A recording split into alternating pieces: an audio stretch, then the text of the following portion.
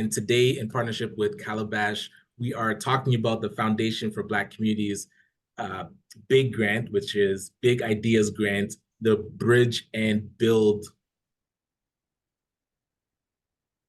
So just before we get started, no worries about changing your name or turning on your camera. That is your prerogative. Definitely do raise your hand if there's something specific that I'm talking about at the time that you wanted to get clarity on.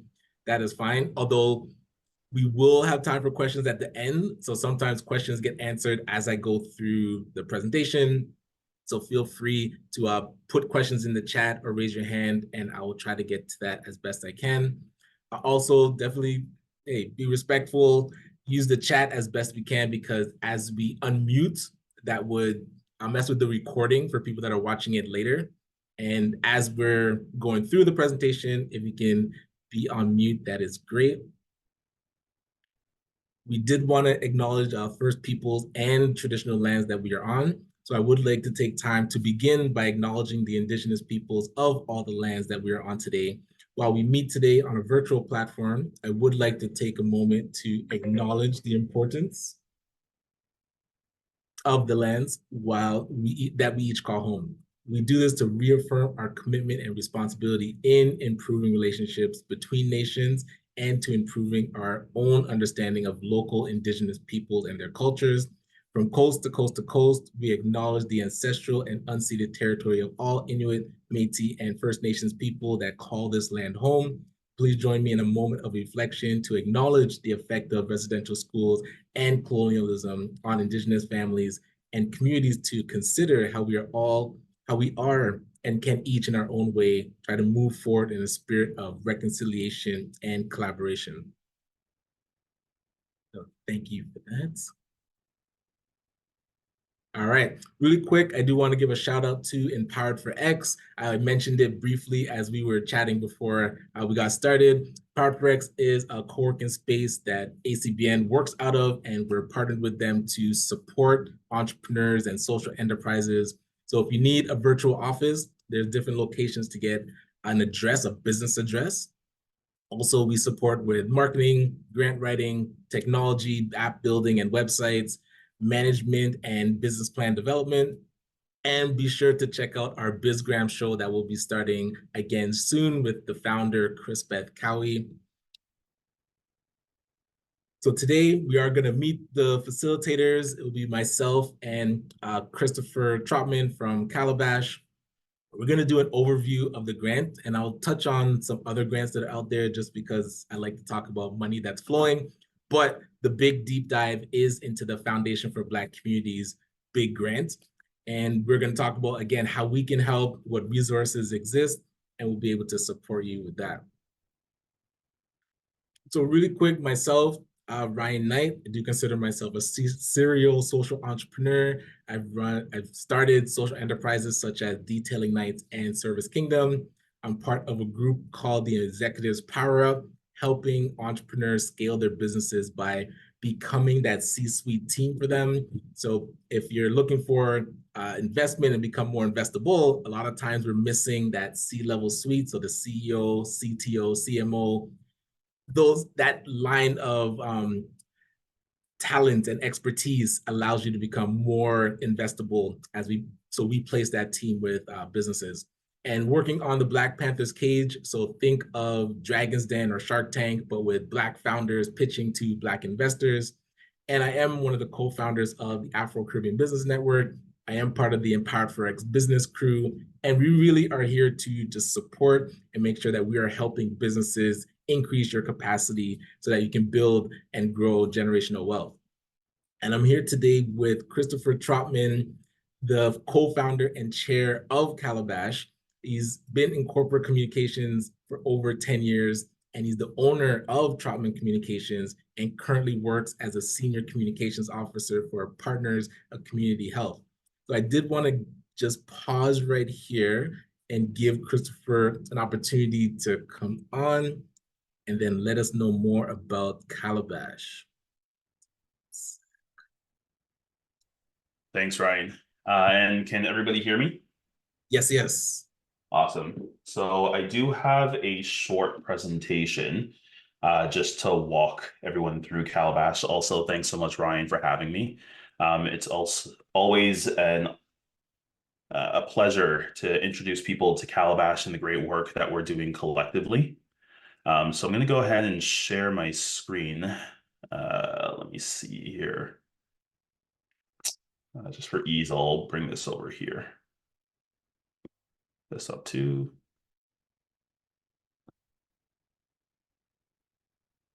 And can everyone see my screen? Or is it showing up very small?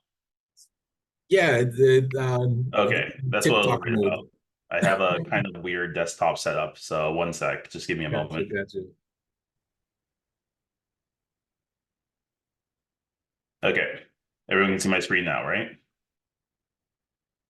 It's still small, but yeah, that's better. There we Yeah. go. Okay, awesome. So just going to walk you through Calabash and kind of why Calabash is what it is.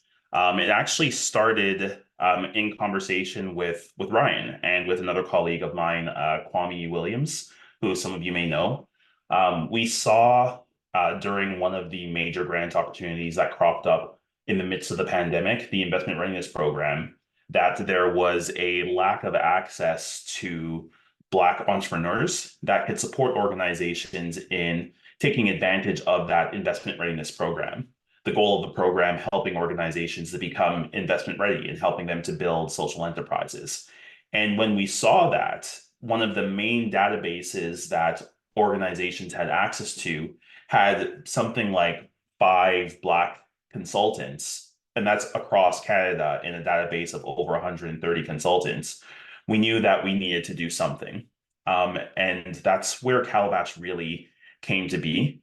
We recognize that organizations are challenging connecting with Black and racialized consultants to work on their projects, work on projects that are funded and heavily funded for organization capacity development. So we sought to develop a network that would not only provide that opportunity for organizations to find consultants, but we would also proactively reach out to organizations, connect them with consultants, and leverage our network of consultants to collaborate on projects that may be bigger than any one consultant could do alone. So the vision for Calabash is that organizations can easily and conveniently connect with diverse consultants with a range of expertise on a range of projects and initiatives. In the time that Calabash has been in operation, we've been able to connect with communication professionals, lawyers, finance professionals, DI consultants, researchers, leadership consultants. We have a network of about 25 active consultants that are working with us. And we are currently just right now working on 5 projects across the country with that network of consultants. So we're definitely building our profile nationally as a network that not only organizations, but even governments can come to work on projects that are really impactful for the community. The vision of Calabash is that all organizations have access to the world's largest and most ethnically and racially diverse network of social purpose consultants. And we fulfill on this vision by building that network of social purpose consultants to provide capacity building support to organizations and institutions serving Black, Indigenous, and racialized communities. To date, we've helped, and this is actually somewhat out of date, but we've helped organizations achieve over $7 million in grant funding over the last 18 months for capacity building programs and capital development. When I say this is out of date, we've actually helped organizations raise even more than that. I mean, personally, I've helped organizations raise over $6 million in grant funding through my work with different organizations like Trinity Centers Foundation, the Black Business and Professional Association, and others. And we've connected with 30 plus professionals in Black, Indigenous, and racialized communities. Not all of those professionals are currently active members of Calabash, but we've tried to be as broad in our outreach so that we could connect with the most number of professionals so that you would have access to that network across Canada. This is just an overview of some of the grants that we've been able to support organizations in taking advantage of, and the grant wins that we've had over these last few years. And as a high level, this is what we do as an organization. Calabash is actually a for-profit cooperative. So all of the consultants of Calabash are members of the organization. They all still have their independent businesses, and their businesses are members of Calabash. And then as Calabash, we serve as sort of a marketing arm to go out and go after projects, with Calabash as the administrative front end and our consultants as the actual workers behind the scenes, making these projects come to life. So number one, we connect. We have built a database of Black and racialized social purpose consultants committed to supporting organizations serving the community. We support, we create resources to help organizations in need of that capacity building support. We do this through workshops. We're in the process of developing white papers and webinars, and we have other ideas of how to support the broader ecosystem of organizations. And we inform. We actively advocate towards solutions and systems that support organizations serving marginalized communities. These are some of our areas of focus. I won't go into it in super depth, but as you can see, our consultants cover a wide range of focus areas. So if you have an idea, for instance, out of this grant with the Foundation for Black Communities, but don't know who to turn to, Calabash can help you connect with consultants that can support with a range of different projects and focus areas. And then this is just an overview of our values: transparency, integrity, inclusivity, equity, and accountability. Happy to go over this in more depth in a one-on-one call if you're interested in connecting with Calabash. And if you do want to get involved, there are two ways, really. One, if you are a social purpose consultant yourself, we'd love to speak with you and find ways to connect and collaborate on different projects or connect you with organizations. And if you're an organization, we would love to work with you. We're always on the lookout for organizations doing impactful work in the community, and happy to have a conversation around how we can collaborate, whether that's with a single or multiple consultants working on your project with you.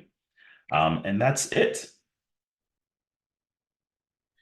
And one thing that I want to just really lean into about Calabash, and when Christopher is talking about joining and becoming like an expert service provider, if you have expertise and you're a consultant, this grant that is now going to be giving out about $9 million, a big portion of it is them using it to hire consultants. And that was the key reason that Calabash was really formed, because we saw other grants where you have to hire people and there were no Black consultants. So it's not just about getting the grant for yourself as well. It's also about helping people service their grants and being part of their team. So keep that in mind as another angle to be able to participate in the grant process. And kind of just further to what Ryan is saying, one of the main things is also just keeping more dollars in the Black community. When you're talking about these capacity building grants and opportunities to pay a consultant to come into your organization to do work, a lot of the time, these consultants aren't from the community. So the more we can do to keep dollars within the Black community, I think the better. Let me just pop my screen back up. All right. Oh, they put that in the chat. Where is the presentation? Okay, so we're back here. Let me go back into the presentation. All right, and this overview will be quick. ACBN started 6 years ago. We've been able to support over 5,000 Black entrepreneurs. Now we're part of the Black entrepreneurship ecosystem. So we're connected with 40 plus Black-focused business organizations.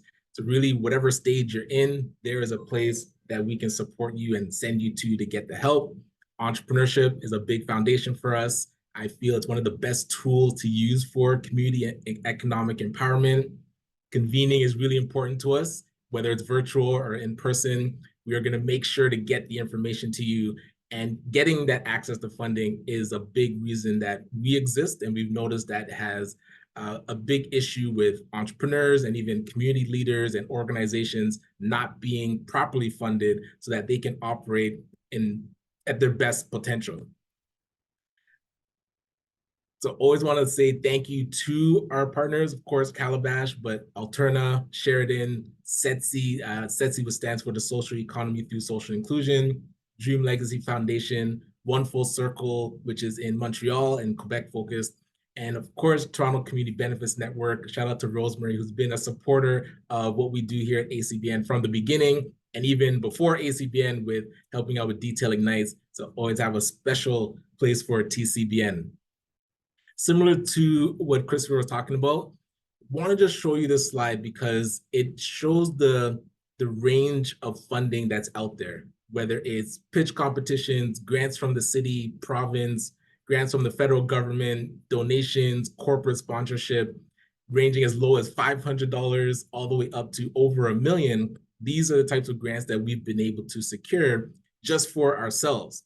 But the real win comes from supporting other organizations and other businesses with getting access to this money. So whether it's a nonprofit like Rescue Youth International, a for-profit like Custodia, or a nonprofit like New Life Project in Ottawa that didn't realize they qualified for these grants, and then being able to show them that, yes, you do qualify, and support them with the application to make sure that they get the money, because they're already doing great work, but a lot of times you miss the money because either you didn't have time or you didn't know about it. So we try to alleviate that. Something I want you to keep in mind, and I'm going to be touching on this a lot as we go through, is we've even worked with organizations to be their trustee. So a church like Seventh Adventist Church in Meadowvale wanted to go after grant funding, weren't able to, but ACBN was able to play that role to help them do the application so that they can get the funding that they needed. Youth Village, again, being part of a grant that we were already applying for, but now noticing that there's other up and coming organizations that we can give a line item to execute certain parts of a grant, and being able to get them $60,000 by being part of a grant that we were writing.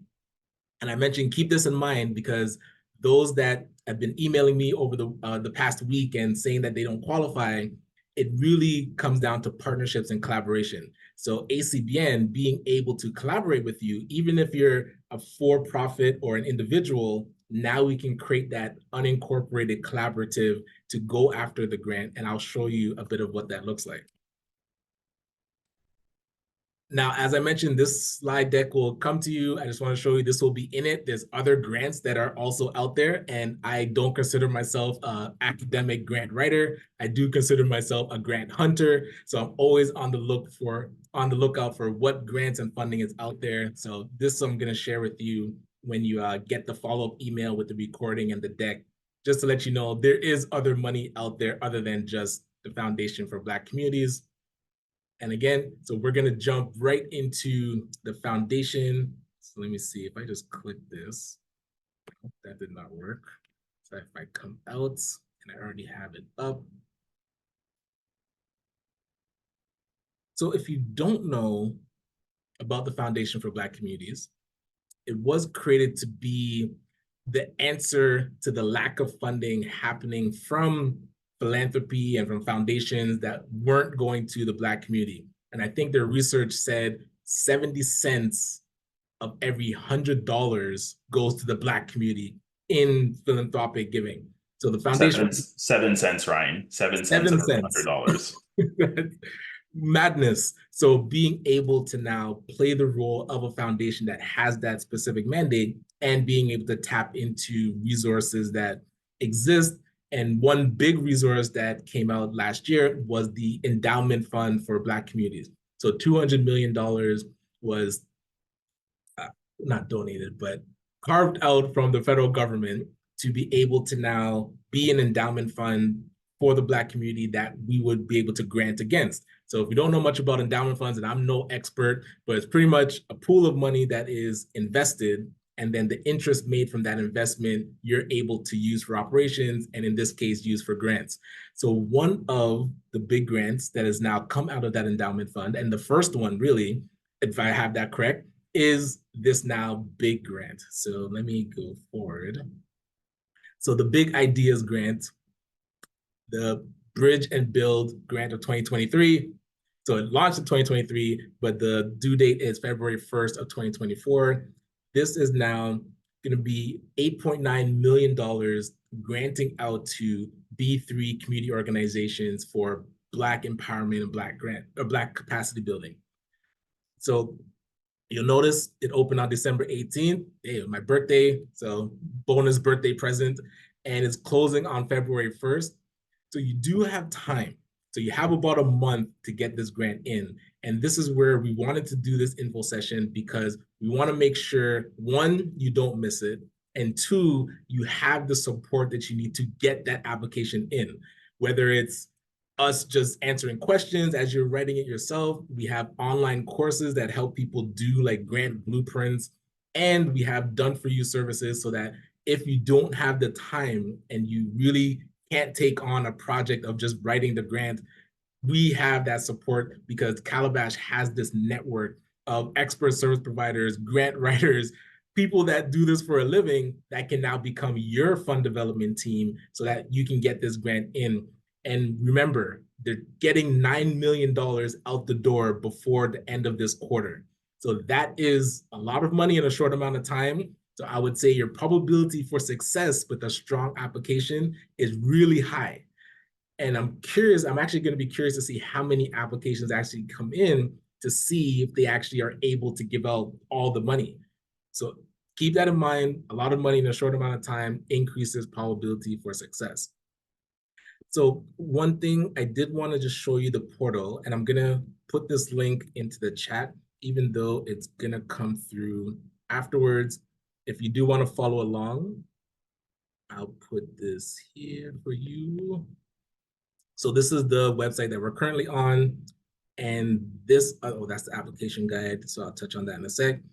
But the portal to actually do your application is over here. So I'll put this into the chat as well. So we're going to walk through the application guide, and then I'm going to show you an example of what the application actually looks like in the portal. And the application guide, I did want to walk through it just because it answers more of the overarching questions. I did see a quick question, international students. I haven't seen, we can't apply as an individual, so you do have to be part of a collaborative. So as we go through the application guide, we'll see when it talks about eligibility. And so when we talk through, we did talk about the foundation was established to ensure Black communities are getting the proper allocation of funding. This new grant, at 8.9 million, gonna be given out before the end of this quarter, so end of March 2024. Given partly the funding opportunities available for existing initiatives or only ones that were to be brought forward? Right, so both. So a question that was in the chat talking about, is it only for existing initiatives or grants that are projects that are new? The answer is both. So when we go through the eligibility, we will touch on that. So one big thing is the the applying entity does have to be B3. So that means Black-led, Black-focused, and Black-serving. So they do give a bit of an explanation here talking about this means that the majority of organizational leadership at all levels are from the Black community. The organization's primary goal is to meaningfully support and engage the Black community, and a significant portion of program activities prioritize serving Black communities. So you'll notice it doesn't say it only can be nonprofits. It doesn't say it. It really says the focus of the entity needs to be B3. So keep that in mind. Oh, I did see a hand pop up. John, did you want to go ahead? Yeah, hi. Thank you. Yes. My question is, I know you said Black focused, but what about Indigenous focused? Is that something we can also apply for? Yes, I would not discount it if it's Indigenous focused. I would make sure that it has the Black community involved as well. If it's specifically only Indigenous, then there are funding programs for that. So if it includes Indigenous, like it can be Black focused and still support the broader community. So that wouldn't, yeah, that's fine. Okay. Right. And Marian, I saw your hand go up as well. Did you want to go ahead?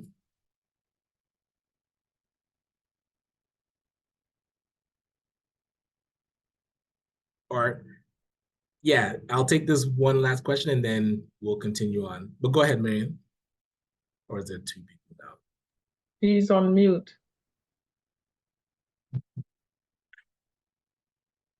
Okay, I'm sorry. I'm just asking, can you apply as one organization or do we have to apply as a group of organizations? So one organization would be the lead applicant, but it can be a collaborative of multiple organizations. Thank you. All right. And so you'll see here where it talks about you must be a registered charity, incorporated nonprofit, or other qualified donee, or an unincorporated nonprofit or group working with an incorporated partner. So this is where an unincorporated group could include Black collaboratives, student unions, affinity groups.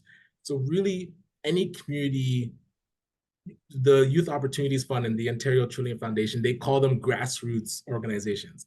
So you're not incorporated, but you have a team, a core team that is working on a project. So that type of group can qualify for this grant. So now you may be asking yourself, I'm running a business. I'm not part of a collaborative or I'm not part of a group. I would encourage you to park the business for a second. And a lot of times as business owners, we're already doing community work. You want to pull out just the community projects that you're doing. And now that becomes your grassroots organization. And I would encourage you to start collaborating with others. So as an individual, you cannot apply for the grant, but as a collaborative group, and again, it doesn't say how big the group has to be. So 2 people, 3 people, if you have a project that you want to complete in the community, that allows you to not have to be an incorporated nonprofit. You can still apply as this grassroots unincorporated group. And now you need to partner with an incorporated nonprofit. So if you don't have strong relations with other nonprofit organizations, that's where ACBN can step into that, that role to be your incorporated partner so that you can apply for this grant. So like I said, as the business, yes, you cannot apply directly as a business or just by yourself as an individual, but the community work that you want to do, you want to isolate that, create a project around it and a core team, and then apply for that community project. And that part I'm going to be touching on a lot as we go through. And it is a grant across Canada. So I'm trying to just say like you have to be located in Canada. It doesn't pull out that you can't be in Quebec. A lot of grants that I would see, it would say you can't be in Quebec. Right now, it just says you have to be located in Canada. So far, so good for Quebec. They talk about eligible initiatives. So you do have to touch on one of their key focus areas. So that's combating anti-Black racism, improving social outcomes, or improving economic outcomes. Hold on, I can make this bigger. And you do have to be touching on one of the sustainable development goals that was put out by the UN and social determinants of health. So if you're not familiar with these 2 areas, I would click on these links and I'll put this link to the guide in the chat as well. All right. Actually, Anne, I'm gonna finish the overview and then I'll come to your question. Just give me 1 sec. All right, and so it is a 1-year grant. So they do want the project to end before March 31st, 2025. And let's see.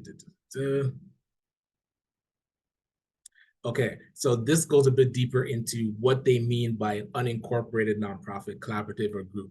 So you do have to partner with an incorporated nonprofit or charity to access the funding. And when we show the MOU that you actually have to sign with that other organization, what happens is the incorporated nonprofit would accept the money for you from the Foundation for Black Communities, and then your partner would disperse it to you, and your incorporated partner handles majority of the accounting that has to be done to the foundation. So this is where, if you're not incorporated, you have to partner with an incorporated nonprofit, they wouldn't give money directly to an unincorporated group. So if you do have strong partnerships or collaborations with a nonprofit, definitely start to ask them now if they would be your incorporated partner. Otherwise, you can have the conversation with us so that you're able to apply. And so they talk about the collaborative agreement will be made available in the application. So they actually give you a template that you can use. Right. Okay, so we'll go through. So just quickly, ineligible organizations. So if you're not B3, if you're not Black-led, Black-focused, or Black-serving, if you are a for-profit organization, that means directly. Oh, and if you're an individual, they do talk about you can't be a business institution like a chambers of commerce or a condominium association. You cannot be a hospital, medical center. I mean, you can go deeper through this. I put the link to the application guide in here. You can't be a municipality, so cities can't apply, or organizations involved in specific political activity, right? And now the ineligible activities. So you can't use the grant to finance previous debts. You can't use it to purchase alcohol, cannabis, or get licenses or permits, or capital renovations or repairs to facilities or spaces used for the purpose of selling alcohol, cannabis. You can't use it for political activities. You cannot use it for religious activities. But you can be a religious entity. So this is where they do show if your church is running a community kitchen, you can apply for the supplies to run that community kitchen, but it can't be a community kitchen, I guess, that only a specific religious sect can access or specific religious activities, but it can be a community project that a church runs would be eligible.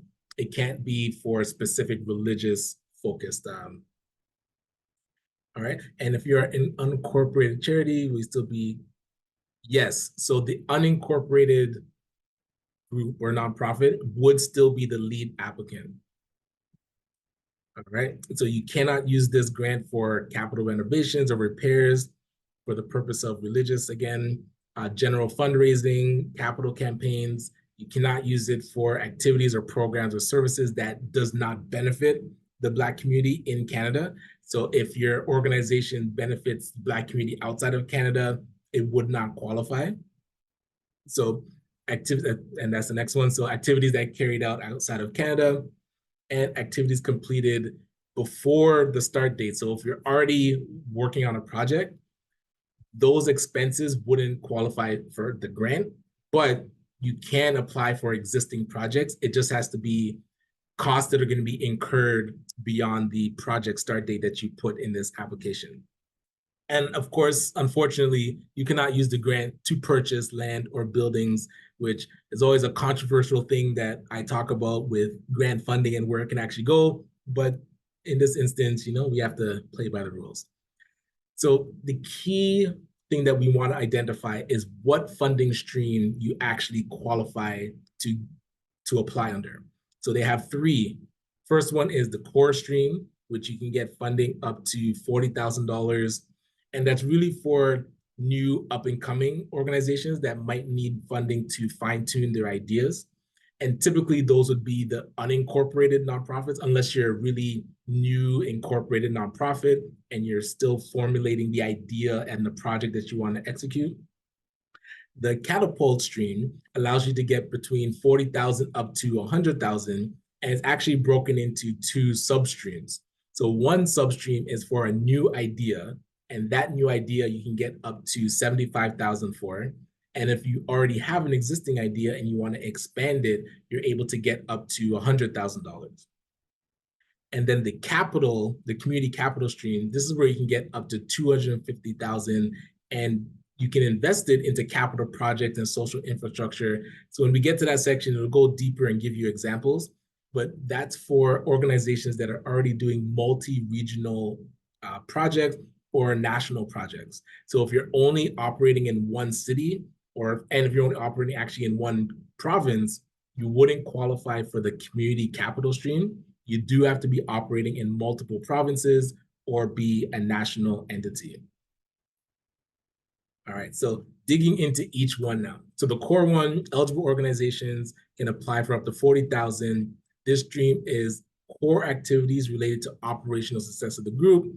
So examples, this is where it's like, it's more, they said, because submit for staffing and non-staffing, but it's really to hire staff to carry out specific programs that the Black community, that support the Black community. So if you're a new organization, and a lot of times it's a single person or a person in a team of volunteers, you can now use this initial core funding to get your first staff, or at least pay yourself as staff and get maybe another assistant or part-time person. So other examples that they put, a group of Black youth applying for funding to hire a consultant from Calabash to develop their governance structure. I'm joking. It does not have to be from Calabash. So that is an option if you want to hire a consultant. Calabash has a great roster of consultants, so definitely keep them in mind. But if you do want, if there's specific gaps in expertise that you have in your organization, you can now use this funding to hire a consultant to help you fill that gap. A lot of times that could be around strategic planning or really creating a funding development plan so that you can become more sustainable and find more funding. So now other examples include a charitable organization requests to buy new office furniture, or a B3 organization is purchasing information technology and hardware. So supplies, equipment, staffing, that would fall under this core stream. Now, when you get into the catapult stream, this is where it's for organizations a bit beyond the kind of startup phase in the nonprofit world. So if you're already operating and already doing projects, but now you want to test out a new idea, you're able to do a new idea or approach and get between 40,000 to 75,000. If you're now taking that current project or current program that you already do and expanding it, so maybe you want to touch on more people or increase the range, the locations that you want to operate in, you'd be able to get between 40,000 up to 100,000. So now, examples that they use. So if a charity plans to purchase a new fridge for a new cooking club, I mean, that probably wouldn't be over 40,000 unless it's a serious industrial fridge. But that's an example of if an operating charity, like you're already operating and now they need specific things to enhance their programs or expand their program. A nonprofit organization that operates several programs and services, and they want to produce high quality video as part of their communication strategy. So another example, a food bank needs to retrofit their facility and purchase a vehicle that to meet their demand. If a shelter wants to purchase winter coats to help people transitioning into their homes, youth transitioning. Let's see, a B3 organization undertakes a feasibility study for a new youth recreation program. Another example, conducting seminal research. So you can do feasibility studies and research studies with this funding. And if you wanted to even evaluate the current program that you have, you can be able to use this funding. And one thing that we noticed when we were working with people writing their grants is it can be combinations of these things. So it doesn't have to be only seminal research that you're doing. You can include research in your project as you're purchasing equipment and supplies for what you're doing. So these examples, it doesn't have to be just one and you have to spend 50,000 on a fridge. Buying a fridge could be part of doing a review and analysis of your current program, and then doing research for another project that you want to be doing. So keep that in mind. These examples is not one or none. It can be combinations of different things that you're doing. And now the community capital stream, where you're able to get up to 250,000, it is for, again, they call it eligible organizations and groups with big, bold ideas. So you're able to scale programs, scale your services, commercialization of initiatives, which is interesting because that talks about now organizations creating social enterprises. So creating a way to earn revenue and commercialize what you're doing so that you can be more sustainable. All right, so it does say it's intended to invest in organizations that are indispensable to the sector or community. So you do have to have a bit of a track record. So most likely you have to be an incorporated entity. For unincorporated groups, you'd have to really show that you've been operating for a long time and you have that you're in multiple regions as well. And you do have to submit 2 years of financial statements, your annual operating budget, and documentation supporting that work. So some examples, so funding to advance plans to establish a long-term care home for Black seniors, a community-based organization wants to advance an affordable housing initiative, a group of women-centered organizations using funding to retrofit a center to provide multidisciplinary integrated model for care of survivors of human trafficking, support for migrant and refugee organizing and movement building for justice. A group of Black farmers and producers plan to purchase equipment and machinery so that the group can now use it to increase their output. And another example, a nonprofit organization in rural or northern communities, they plan to open a co-working space for Black entrepreneurs, micro businesses, and self-employed individuals. So those 3 core areas, whichever one you feel resonates with you, we are going to do follow-up sessions that goes deeper into each one. The example that I'm going to show you is actually going to touch on the core stream.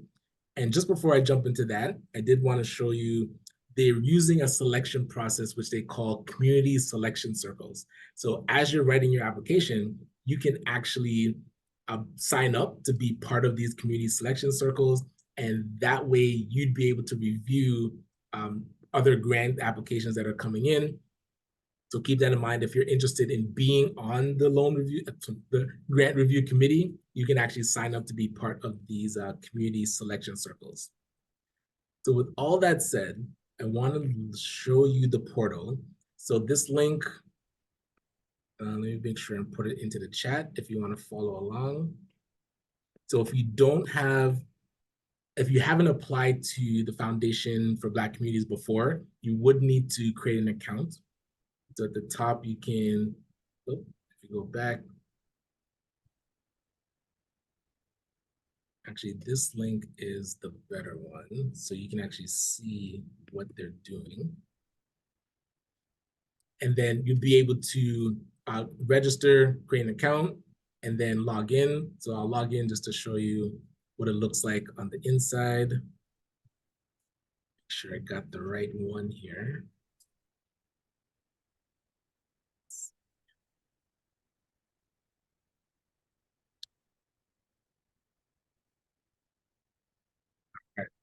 And yeah, you can use Google to sign in. I think they have Facebook as well. So the Knighthood Academy, and I don't think, because I submitted it already, but I can view it. So as I view it, I'll show you the different steps that you have to go through. Oh, they're not going to show the first step. So the first step is actually the eligibility form. I believe that's this one. So after you complete the eligibility form, actually I can show it. It's going to ask you, is it B3? What type of organization are you? So if you're incorporated, you would select that. For this one, it was unincorporated. And have you applied to the Supporting Black Canadians Community Initiative, SBCCI? So if you have applied to SBCCI, you still can qualify for FFBC, just you can't apply for the exact same project that you applied for with the other funding. So if you applied, let's say, to do research and your communication strategy for SBCCI, you can't now apply to the Foundation for Black Communities for that same project. It can be a different project, and then you'd be able to get both, one for communications and let's say one to buy the fridge. You'd be able to still apply, but if it's going to be the same project, then you wouldn't be able to apply. All right, so let me just head back. So now section 1, it says where it's just going to go through overview of your organization. So this is contact details, a name of your organization, address, your website, what geographical location you're supporting. Again, if it's an unincorporated group or you do, so this is where a lot of people that were applying as unincorporated groups are getting stuck. I'm not sure if they've changed it, but you did have to put in a business number here. So the business number that you put in, you should use the incorporated nonprofit partner that you're working with to put in their business number. Most times an That's Lotte from marketing. Oh, okay, no worries. Sorry about that. Right. So if you're applying and you're an unincorporated group or collaborative, you won't be able to get past this part without putting in a business number. So start to have conversations with the organization that you want to apply with as your partnered incorporated nonprofit and use their number in this section. And again, so ACBN, this is our number. So if you're planning to partner with us, here, you can note this down, and then at least you can go through the application so that you don't get stuck. Otherwise, you won't be able to get past this section. And let's see, just ask you for number of years operating. Do you have an advisory committee? Who's your primary that you service and who's secondary?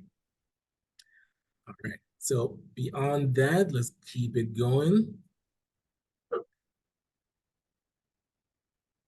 All right, so it does ask you to talk about your mission. So this is where if you are a business that is now pulling out the community project, so you don't want to put in the mission for your business in here. You want to put in the mission for the community project that you are creating a collaborative around. So it might take some time to just think about it, but here they do first start with the sustainability, UN sustainability goals. So out of the 17, you would pick which ones you hit. They do talk about like which areas, income, social protection, like what your focus is. And it does want you to give, I think it's 200 words max, an overview of your organization's mission. So again, I'm using this as an example because Detail Ignites is the company, the for-profit company that I run. But because we're a social enterprise, we have a community component where we support young high school and college students and teach them how to start their own businesses. So that project we pulled out of the business and created a grassroots organization called Knighthood Academy. And that's where we were able to get funding through the Youth Opportunities Fund. And now this is what we're applying for through the Foundation for Black Communities. So it's not the business Detail Ignites applying, it's the community project that we were already running, but we pulled it out on its own so that we can apply just with that project and that community initiative. So if you're a for-profit business, you can, and I always talk about the two minds that we have as social enterprises. There's that for-profit business operations, and there's grants specifically for that. And then there's community work, and there's grants specifically for that. So you want to now put on that community work hat and write this application just under the community work that you do and not as the business. And that, again, everything that I'm talking about, we're gonna walk you through it, not today, but we're gonna have additional sessions where we walk through exactly how to do it for smaller groups so that you can ask more questions, and even we can walk through it with you one-on-one. So by the end, we'll share our contact info so that you can book a call if you have questions specific to what you're doing, and we'll walk you through and guide you through. And again, we can take this completely off your plate and tap into the powerful expertise of Calabash and have them put a team of grant writers with you. So section 3, so this is where it usually gives you the first 3 because you have to select what stream you want to go into. And this section is where you select that stream. But it asks you for like how much money you want, and it gives you a breakdown of different sections. So what we created was a template so that you can actually answer the questions for your budget. So it looks like this. So this template And you get it when you come to our working group. So I'll share that with you later. But in each section, so one of the sections is staffing.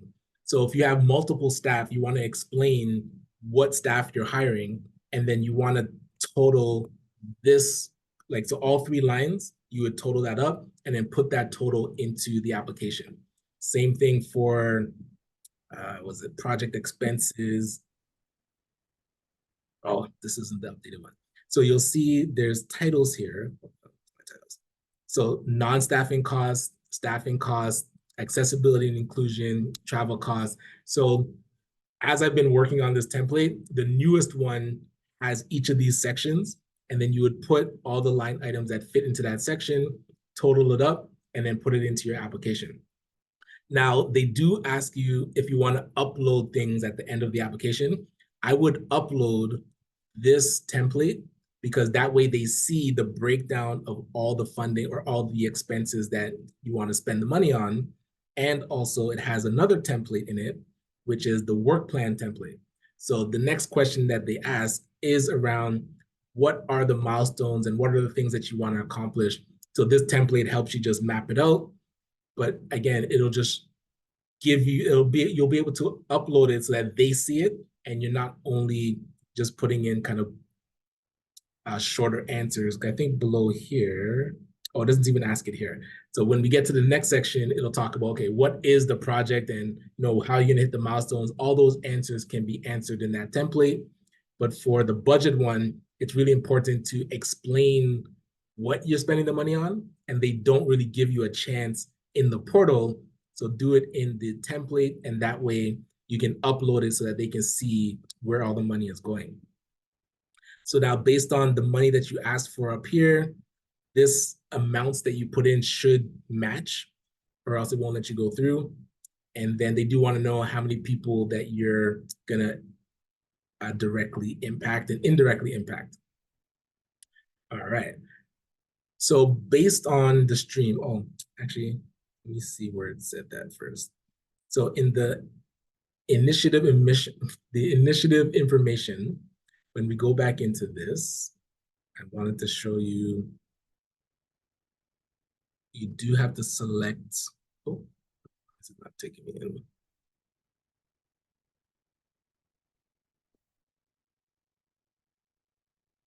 Oh, I wonder if my computer is frozen. Is my internet down? Okay, here we go. So the initiative information. So they do want to know which focus area that you are focused on and which stream. So out of the 3, there's the core, which is up to 40,000. There's a catapult, which is 40 to 100. And then there's the capital. So when you select it on this page, now when you come back to the application, it'll open up the next area of the application. Oh, sorry, from section 2 down, or within section 3, but this part will open depending on which one you selected. That's why we're going to do 3 sessions. So based on the first session, which is the core, we're going to do another session based on the catapult, and we're going to do another session based on the capital. So depending on which one you're thinking to go through, look out for the information about each stream. And then as you go into each stream, now you're answering questions about, okay, describe the initiative. You're going to be describing the desired outcomes. You're going to be showing the start and end date, which does have to be between April 2024 and ending before March of 2025. Oh, I'll come to that after. All right. And then talking about the timeline of activities, which I mentioned, you can use this template to map it out, and then you can just transfer it into this document, because it's hard to work through the portal when, especially with timelines, I find it's easier just to do it in a spreadsheet and then bring it over. And you can upload it. So this is where I was talking about that budget and the work plan. You can upload it here. You can upload up to 5 things. So I would encourage you to upload like a support letter from community organizations or individuals that you've supported in the past, so that they'll see And again, you can upload that. You don't have to upload the partnership agreement. That comes later. But the detailed template of your budget and your work plan would be good to upload here as well. All right.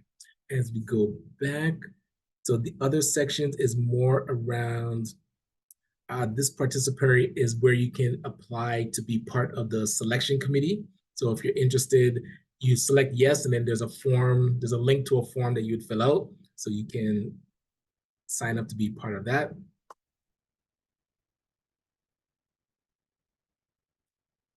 Right? And then authorizations. So this is where you would just sign off that you are authorized to, you want to tell them about, you want to be part of their media. So if you are selected, that they'll talk about your project, and that you are agree to submit the application, and that you have the authority to submit the application, and that the application is accurate. Right? And after you do that, you would need to upload your funding partnership agreement. So really quickly, this is the funding partnership agreement with FFBC. So as you're filling out the answers, it actually populates this for you. So then you'd go through, read through, make sure and read through, because you definitely want to understand what you're signing, and then you would sign at the end. Yeah. And the last section would be the unincorporated partner agreement. So this is where you'd be able to put in the memorandum of understanding, and I'll show you, I can show you what it looks like.